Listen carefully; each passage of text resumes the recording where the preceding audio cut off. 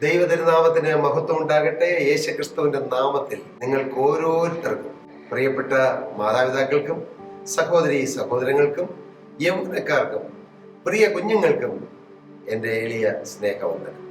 ലൂക്കോസിന്റെ സുവിശേഷം 5-ാം അധ്യായം 8-ാമത്തെ വാക്യം നാം ഇപ്രകാരം വായിക്കുന്നു: ശീമോൻ പത്രോസ് അത് കണ്ടിട്ട് യേശുവിന്റെ കാൽക്കൽ വീണു. നാം ഇതിനെക്കുറിച്ചെല്ലാം ചിന്തിച്ചതാണ്, എങ്കിലും ഇനിയും ചിന്തിക്കാൻ ധാരാളമുണ്ട്. ശീമോൻ പത്രോസിന്റെ ജീവിതത്തിൽ ഒരു വലിയ അനുഗ്രഹം വന്നു. ഒരു വലിയ അനുഗ്രഹം ജീവിതത്തിൽ വന്നപ്പോൾ വീഴേണ്ടവന്റെ പാദത്തിൽ പത്രോസ് വീണു. അതൊരു നല്ല ലക്ഷണമാണ്.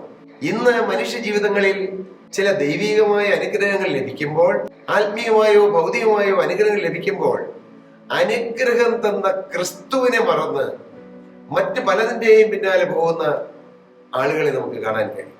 എല്ലാ അനുഗ്രഹങ്ങളും, സകല അനുഗ്രഹങ്ങളും, ആത്മീയ അനുഗ്രഹങ്ങൾ, ഒരു ദൈവത്തിനെ സംബന്ധിച്ചിടത്തോളം അവന്റെ മേൽ വരുന്ന ഭൗതിക അനുഗ്രഹങ്ങൾ എല്ലാം സ്വർഗത്തിലെ ദൈവം തരുന്നതാണ്. അത് നാം തിരിച്ചറിയണം. ഒരുപക്ഷെ നമുക്ക് വേണ്ടി ഏതെങ്കിലും ദൈവദാസന്മാർ പ്രാർത്ഥിച്ചിട്ടായിരിക്കാം, ഒരുപക്ഷെ ഏതെങ്കിലും ഒരു ദൈവത്തിന്റെ വ്രതൻ നമുക്ക് വേണ്ടി പ്രാർത്ഥിച്ചതുകൊണ്ടായിരിക്കാം നമുക്ക് രോഗശാന്തി കിട്ടിയത്, അല്ലെങ്കിൽ നമ്മുടെ കടത്തിനൊരു മോചനം കിട്ടിയത്, നമ്മുടെ ജീവിതത്തിൽ ഭാര്യയും ഭർത്താവും തമ്മിൽ ഒന്നാവുന്ന അനുഭവത്തിലേക്ക് വന്നത്, കുടുംബ സ്വർഗമായത്. ഇങ്ങനെ 100 നന്മയുടെ അനുഭവങ്ങൾ നമുക്ക് കിട്ടിയിട്ടുണ്ടായിരിക്കാം. പക്ഷേ നാം വീഴേണ്ടത് യേശുവിന്റെ പാദത്തിലായിരിക്കണം. അത് മറക്കരുത്. ഏതെങ്കിലും ഒരു വിശുദ്ധന്റെ പാദത്തിലല്ല പോയി നിങ്ങൾ വീഴേണ്ടത്. വീഴേണ്ട പാദം ഒന്നേയുള്ളൂ, അത് യേശുവിന്റെ പാദമാണ്. കാരണം എന്ത്? ആ പാദം മാത്രമേ ആണിപ്പഴുതേറ്റ പാദമുള്ളൂ. ഇല്ലേ? നമുക്ക് വേണ്ടി ആണിപ്പഴുതേറ്റ പാദം യേശുവിന്റെ പാദം മാത്രമേ ഉള്ളൂ. ഹല്ലേലൂയ. യേശു മാത്രമേ നമുക്ക് വേണ്ടി മരിച്ചുള്ളൂ. യേശു മാത്രമേ അവസാനത്തുള്ള രക്തവരെ നമുക്ക് ഊറ്റി തന്നുള്ളൂ. നാം വിശുദ്ധന്മാരെ ബഹുമാനിക്കുന്നു, പക്ഷേ ആരാധിക്കേണ്ടത് യേശുവിനെ മാത്രം. കാൽപാദത്തിൽ വീഴേണ്ടത് യേശുവിന്റെ സന്നിധിയിൽ മാത്രം. യേശുവിന്റെ സന്നിധിയിലേ വീഴാവൂ. അന്ന് വെളിപ്പാട് പുസ്തകം നാം അവസാന ഭാഗത്തേക്ക് വരുമ്പോൾ, ഈ യോഹന്നാൻ അപ്പോസ്തലന് വെളിപ്പാടുകളെല്ലാം കാണിച്ചു കൊടുത്ത ദൂതൻ എല്ലാം കാണിച്ചു കൊടുത്തു. വളരെ അത്ഭുതകരമായ കാഴ്ചകൾ, അതിശയകരമായ കാഴ്ചകൾ, വരാൻ പോകുന്ന കാലത്തെ കുറിച്ചുള്ളതായ വെളിപ്പാടുകൾ എല്ലാം കാണിച്ചു കൊടുത്തപ്പോൾ, ഇതെല്ലാം കാണിച്ചു കൊടുത്ത ദൂതന്റെ പാദത്തിൽ വീഴാൻ യോഹന്നാൻ അപ്പോസ്തലൻ ശ്രമിച്ചു. അപ്പോൾ ദൂതൻ ഗൗരവമായി പറയുകയാണ്, അതരുത്. ഞാൻ നിങ്ങളെ പോലെയുള്ളവര് ദൈവമക്കളുടെ സേവകാത്മാക്കളാണ്. ഞാൻ നിങ്ങളെ സംരക്ഷിക്കുന്നവരാണ്. ഞാൻ നിങ്ങൾക്ക് വേണ്ട കാര്യങ്ങൾ പറഞ്ഞു തരുവാൻ ദൈവം അപ്പോയിന്റ് ചെയ്തയാളാണ്. ദൈവത്തെ നമസ്കരിക്കുക എന്ന് പറഞ്ഞു. ദൂതൻ പറഞ്ഞു ദൈവത്തെ നമസ്കരിക്കുക. പത്രോസ് അപ്പോസ്തലന് എങ്ങനെ ഈ കാഴ്ചപ്പാട് കിട്ടി? കർത്താവിന്റെ സ്തോത്രം. അതുവരെയും മീനെ പിടിച്ച് ജീവിച്ച മുക്കുവത്തൊഴിലാളിയായ ആ പത്രോസിന് യേശുവിന്റെ പാദത്തിൽ വീഴണമെന്ന് എങ്ങനെയാണ് പ്രിയരെ കാഴ്ചപ്പാട് കിട്ടിയത്? അതെ, യേശുവിന്റെ സാന്നിധ്യത്തിൽ വന്നാൽ നമ്മുടെ കാഴ്ചപ്പാടുകൾ മാറും.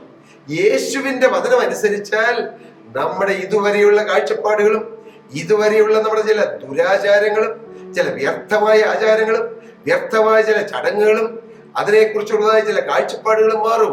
ഇന്ന് എത്രയോ ആളുകളാണ് വ്യർത്ഥമായ ചില കാഴ്ചപ്പാടുകളിൽ കെട്ടിയിടപ്പെട്ടിരിക്കുന്നത്. യേശുവിന്റെ പിന്നാലെയാണ് പോകേണ്ടത്. യേശുവിനോടാണ് പ്രാർത്ഥിക്കേണ്ടത്. യേശുവിന്റെ സന്നിധിയിലാണ് നന്ദി പറയേണ്ടത്. യേശുവിന്റെ വചനമാണ് അനുസരിക്കേണ്ടത്. എത്ര പേരുണ്ട് പ്രിയരെ അങ്ങനെ ജീവിക്കുന്നവര്? എന്നാൽ അനേകായിരങ്ങൾ മറ്റു വഴികളിലൂടെ പോകുന്നു. കർത്താവിന് സ്തോത്രം. ഞാൻ അതിൽ കൂടുതലൊന്നും പറയുന്നില്ല. നിങ്ങൾ ഒന്ന് ചിന്തിക്കൂ, ഒറ്റയ്ക്കൊറ്റ ചിന്തിക്കൂ. നിങ്ങൾ യേശുവിന്റെ പാദത്തിൽ വീഴുന്നവരാണോ? യേശുവിനെ നമസ്കരിക്കുന്നവരാണോ? യേശുവിനോട് പ്രാർത്ഥിക്കുന്നവരാണോ? അതേ, തിരുവചനം പറയുന്നു, പുത്രന്റെ നാമത്തിൽ ചോദിക്കുന്ന കാര്യങ്ങൾക്ക് ഉത്തരം തരാമെന്നുള്ള വാഗ്ദത്തം. സ്തോത്രം. 2-3 പേർ, അതാരായാലും 2-3 പേർ യേശുക്രിസ്തുവിന്റെ നാമത്തിൽ എവിടെ കൂടിയാലും അവരുടെ മധ്യത്തിൽ യേശു വരും. ഇതെല്ലാം വാഗ്ദത്തങ്ങളാണ്, ഇതെല്ലാം വചനമാണ്. ഇങ്ങനെ അനുഗ്രഹകരമായ അനേകായിരം വചനങ്ങൾ നമുക്ക് അനുസരിക്കാൻ പറ്റുന്നതെല്ലാം തിരുവചനത്തിലുണ്ട്. പക്ഷേ നമസ്കരിക്കേണ്ടുന്നവനെ നമസ്കരിക്കാതിരിക്കുന്നതാണ് ഇന്നത്തെ കാലഘട്ടത്തിന്റെ ഏറ്റവും വലിയ കെടുതി. നിങ്ങൾക്ക് മനസ്സിലായോ? നമസ്കരിക്കേണ്ടവൻ ഒരുവനേ ഉള്ളൂ, ആരാധിക്കേണ്ടവൻ ഒരുവനേ ഉള്ളൂ, പിൻപറ്റേണ്ടവൻ ഒരുവനേ ഉള്ളൂ, വാഴ്ത്തിപ്പാടേണ്ടവൻ ഒരുവനേ ഉള്ളൂ. എന്നാൽ ആരാണ് ആ ഒരുവൻ? ആ ഒരുവനായ ക്രിസ്തു. ആ ക്രിസ്തുവിൽ നിന്ന് വഴിവിട്ട് അനേകര പിന്നാലെ മനുഷ്യർ പോകുന്നു. അതാണ് ഇന്നത്തെ ആത്മീയ ഗോളത്തിലെ ഏറ്റവും വലിയ കെടുതി. ഒരുപക്ഷെ വചനം പറഞ്ഞു തന്ന ദേവദാസന്റെ പിന്നാലെ പോകുന്നു, അനേക വിശുദ്ധന്മാരുടെ പിന്നാലെ പോകുന്നു. ഒരുപക്ഷെ ദൈവത്തിന്റെ സന്നിധിയിൽ നിന്നും ദൂത് പ്രാപിച്ച് നമുക്ക് പകർന്ന ദേവദാസന്മാരുടെ പിന്നാലെ പോകുന്നു, പ്രവചനം പറഞ്ഞ ദേവദാസന്മാരുടെ പിന്നാലെ പോകുന്നു. എന്റെ പ്രിയരെ, എവിടുന്നാണ് ഈ പ്രവചനം വന്നത്? സ്വർഗത്തിൽ നിന്ന്. ആരാണ് ഈ പ്രവചനം കൊടുത്തത്? കർത്താവായ യേശു ക്രിസ്തു. അപ്പോൾ നാം ആരെയാണ് കാണേണ്ടത്? യേശു ക്രിസ്തുവിനെ. ദൈവത്തിന് സ്തോത്രം. ഞാൻ പറയട്ടെ, പത്രോസിന് വലിയൊരു ആത്മീയ സുബോധം കിട്ടി. നാമം പ്രാർത്ഥിക്കണം, കർത്താവേ എനിക്കൊരു വലിയ ആത്മീയ സുബോധം തരണമേ എന്ന്, ആത്മീയ കണ്ണുകാഴ്ച തരണമേ എന്ന്. യേശുവിനെ കാണാൻ, യേശുവിന്റെ സ്നേഹത്തെ കാണാൻ, യേശുവിന്റെ ആ വലിയ മഹത്വത്തെ കാണാൻ. Hallelujah, hallelujah. നമുക്കുള്ള മഹാപുരോഹിതൻ നമ്മുടെ ബലഹീനതകളിൽ സഹതാപം കാണിപ്പാൻ കഴിയാത്തവനല്ല. പാപവഴിയെ സർവത്തിനും നമുക്ക് തുല്യനായി പരീക്ഷിക്കപ്പെട്ടവനത്രേ നമുക്കുള്ളത്. ഓ, പവിത്രൻ, നിർമ്മലൻ, നിർദോഷൻ, പാപികളോട് വേർവിട്ടവൻ, സ്വർഗത്തെക്കാൾ ഉന്നതനായി തീർന്നവൻ, ഇതെല്ലാം യേശുവാണ്. അത്ഭുതമന്ത്രി, വീരനാം ദൈവം, നിത്യപിതാവ്, സമാധാന പ്രഭു, ഇതെല്ലാം യേശുവാണ്. ആധിപത്യം അവന്റെ തോളിലിരിക്കും. ഇത് ആരെ കുറിച്ച് പറഞ്ഞിരിക്കുന്നു? യേശുവിനെ കുറിച്ച്. യേശു ജനിക്കുന്നതിന് മുമ്പും, യേശു ജനിച്ചപ്പോഴും, യേശു ജനിച്ചതിന് ശേഷവും അനേക പ്രവചനങ്ങൾ ഉണ്ടായിട്ടുണ്ട്. ഇതെല്ലാത്തിനും യോഗ്യൻ യേശു മാത്രമാണ്. യേശു മോശയേക്കാൾ വലിയവനാണ്. യേശു പ്രവാചകന്മാരെക്കാൾ വലിയവനാണ്. യേശു ദൂതന്മാരെക്കാൾ വലിയവനാണ്. യേശു ശലോമോനിലും വലിയവനാണ്. യേശു യോനയേക്കാൾ വലിയവനാണ്. ഹല്ലേലൂയ. യേശു സ്വർഗത്തെക്കാളും വലിയവനാണ്. സ്വർഗത്തെക്കാളും വലിയവനായ യേശുവിനെ നാം വലിയവനായി കാണണം. അതൊരു ആത്മീയ കണ്ണുകാഴ്ചയാണ്. കർത്താവിന് സ്തോത്രം. യേശുവിനെ മറ്റാരുമായി താരതമ്യപ്പെടുത്തരുത്, കമ്പയർ ചെയ്യരുത്. കമ്പയർ ചെയ്യാൻ തക്കവണ്ണം യേശു താഴ്ന്നവനല്ല, യേശു അത്യുന്നതനാണ്. ഹല്ലേലൂയ, ഹല്ലേലൂയ, ഹല്ലേലൂയ, ഹല്ലേലൂയ. എന്നീ വാക്കുകൾ കേൾക്കുന്ന എന്റെ പ്രിയ സഹോദരി സഹോദരങ്ങളെ, കൃപയാൽ കർത്താവ് നിങ്ങൾക്ക് ഈ കാഴ്ചപ്പാടുകൾ നൽകട്ടെ എന്നാണ് എന്റെ എളിയ പ്രാർത്ഥന. ശീമോൻ പത്രോസ് സാഹചര്യം നോക്കിയില്ല. ആ ഗന്നേസരത്ത് തടാകത്തിന്റെ അരികിൽ ആ മണൽ തിട്ടയിൽ യേശുവിന്റെ പാദത്തിലേക്ക് ശീമോൻ പത്രോസ് വീണു. ഇവിടെ മുഴുവൻ മണലല്ലേ, ഇവിടെ മുഴുവൻ മീനുളുമ്പിന്റെ നാറ്റമല്ലേ, മീനിന്റെ ചെതമ്പലില്ലേ, ഞാനിങ്ങനെ താഴെ വീഴണമോ എന്നും ശീമോൻ പത്രോസ് നോക്കിയില്ല. അതേ, ദൈവത്തിന്റെ പരിശുദ്ധാത്മാവ് നമ്മെ തൊടുമ്പോൾ ഏത് സാഹചര്യത്തിൽ നാം താഴെ വീഴും, മുട്ടുമടക്കും. ചിലപ്പോൾ ദൈവത്തിന്റെ പരിശുദ്ധാത്മാവ് ശക്തിയോടെ ചില ദൈവങ്ങൾ വ്യാപരിക്കുമ്പോൾ അവർ ചിലപ്പോൾ താഴെ വീഴും, അവർ ചിലപ്പോൾ മുട്ടുമേൽ വീഴും. അപ്പോൾ ചില മനുഷ്യർ പറയും, മുട്ടുമേൽ വീണ് ഇന്ന ദൈവദാസനെ ആരാധിക്കുന്നുവെന്ന്. അതല്ല പ്രിയരെ, ദൈവദാസന്മാരുടെ മുമ്പിൽ അല്ല അന്നേരം മുട്ടുമുടക്കുന്നത്. ദൈവത്തിന്റെ പരിശുദ്ധാത്മാവ് ശക്തിയോടെ വ്യാപരിക്കുമ്പോൾ, ഒരു ദൈവവേദൽ താഴെ വീണ് മുട്ടുമുടക്കുമ്പോൾ, ഒരു ദൈവദാസന്റെ മുന്നിൽ അല്ല മുട്ടുമുടക്കുന്നത്. അഖിലാണ്ടത്തെ മുഴുവൻ സൃഷ്ടിച്ച സൃഷ്ടാവാം ദൈവത്തിന്റെ സാന്നിധ്യത്തിന്റെ മുമ്പിലാണ് മുട്ടുമുടക്കുന്നത്, പരിശുദ്ധാത്മാവിന്റെ മുമ്പിലാണ് മുട്ടുമുടക്കുന്നത്. ഇതറിയാത്ത എത്രയോ പേര് അത് ആക്ഷേപിക്കുന്നു.